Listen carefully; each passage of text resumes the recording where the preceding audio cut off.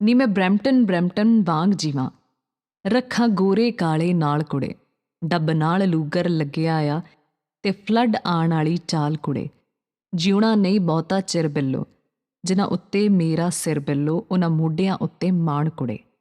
ये लाइंस है सिद्धू मूसेवाले की फेमस एल्बम PBXA के सॉन्ग बैड फैला की।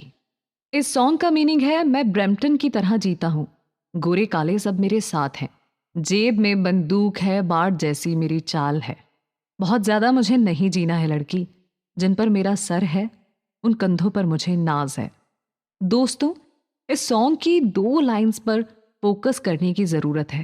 पहली, जेब में बंदूक है, और दूसरी, बहुत ज़्यादा मुझे नहीं जीना है।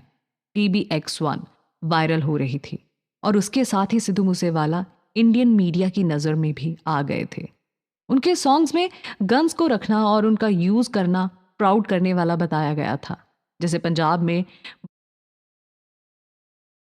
बढ़ रहे गन कल्चर से कनेक्ट किया जा रहा था।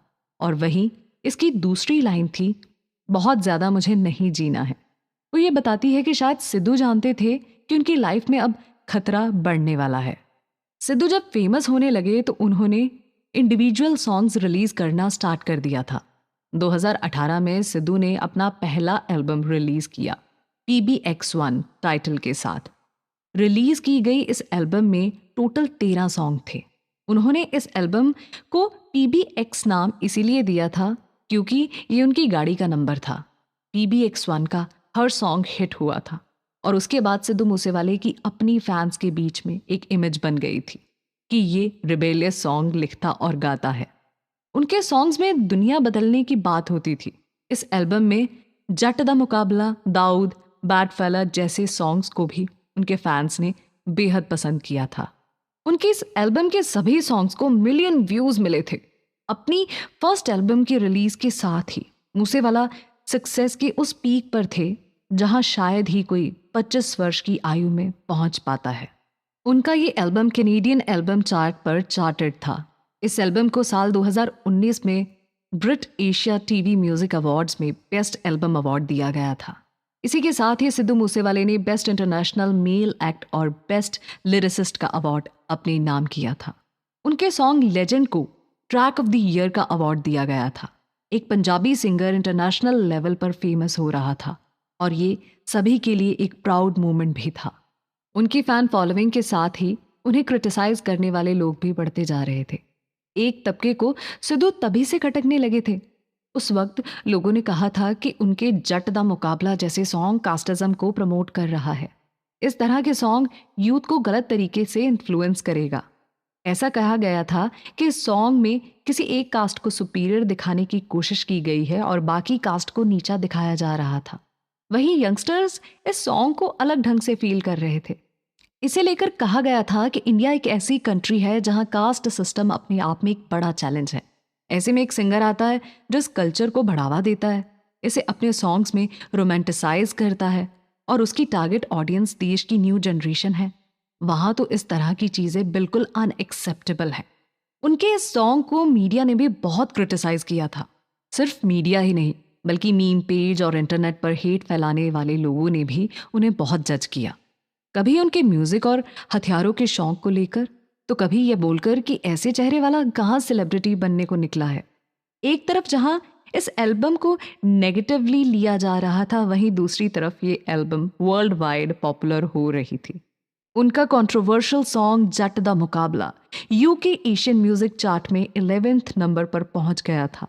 एल्बम के अगेंस्ट नेगेटिविटी उनकी सक्सेस में काफ़ी हेल्पफुल प्रूव हो रही थी। उन्होंने अपने एक लाइव शो में बताया था कि उन्होंने अपनी फर्स्ट एल्बम को PBX टाइटल क्यों दिया था।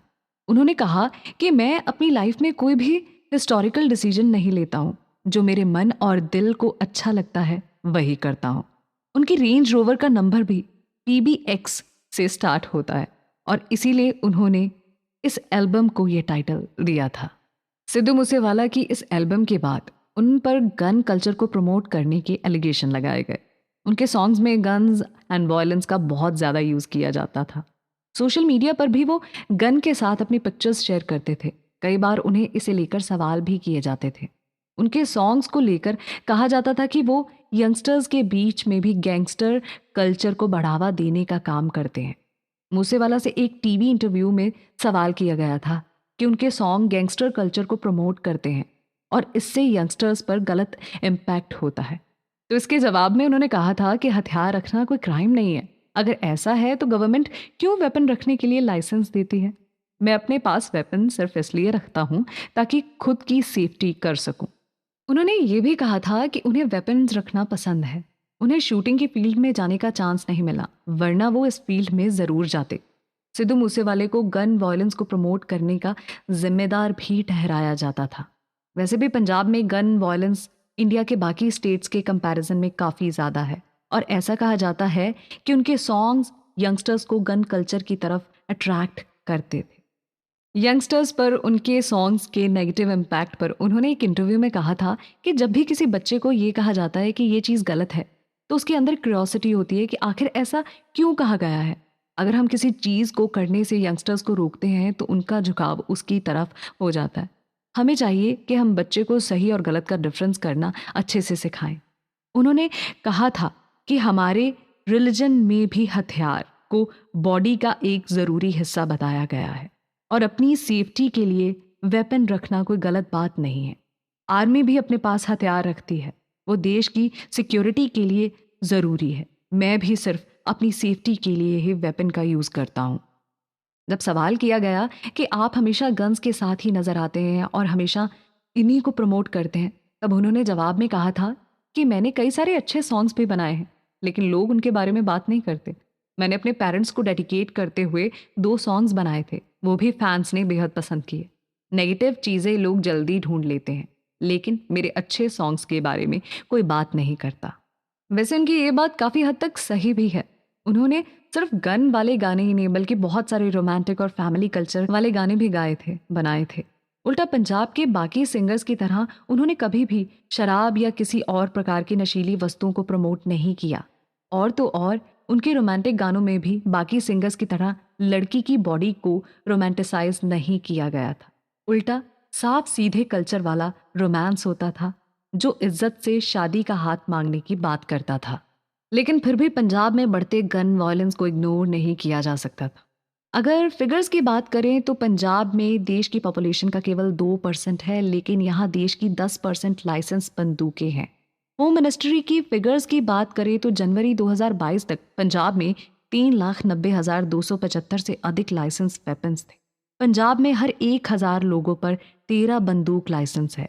पंजाब में 5 साल में 3,500 से ज़्यादा मर्डर के इंसिडेंट्स हो चुके हैं। पंजाब में गन कल्चर को प्रमोट करने का क्रेडिट पंजाबी सिंगर्स को ही जाता है, जो अक्सर अपनी एल्बम्स में गले में सोने की चेन और बंदूक राइफल पहने दिखाई देते हैं। पंजाब में गन कल्चर इतना ज़्यादा बढ़ गया था कि 2019 में पंजाब और हरियाणा हाई कोर्ट ने भी सॉन्ग्स में वायलेंट एक्टिविटीज़ और वल्गर सॉन्ग्स को ग्लोरीफाई करने को लेकर ऐसे सिंगर्स को फटकार लगाई थी। हमारे नेक्स्ट एपिसोड में बात करेंगे कि वो इंडिया वापस क्यों आए और आने